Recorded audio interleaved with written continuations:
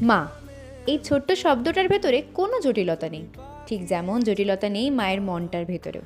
বইয়ের পাতায়, টিভির পর্দায় হাজারো আইডলের ভিড়ে আমরা অনেকের মতোই হতে চাই, কিন্তু আমি চাই আমি আমার মায়ের মতো হতে। মাঝে মাঝে হাসির ছলে জিজ্ঞাসা করি, মা তুমি কি চাও? জানি এখন হয়তো দেওয়ার সামর্থ্য নেই, তবু জেনে রাখি যেদিন পারবো সেদিন সব দেব। আর মা শুধু হেসে বলে, তুই ভালো থাকলেই হবে।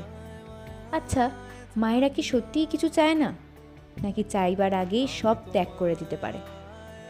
আমি আমার মাকে দেখেছি ঝড়ে ভেঙে পড়া গাছের মতো ভেঙে পড়েও নিজেকে আবার নতুন করে দাঁড় করাতে, নিজে না খেয়েও অন্যের মুখে খাবার তুলে দিতে।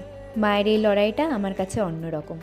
এই শক্তিটা, এই নিঃস্বার্থ ভালোবাসাটাই আমার মাকে আমার চোখে সেরা সেরা বানিয়ে দিয়েছে। তুমি আছো বলেই আজ আমি হয়ে উঠতে পেরেছি।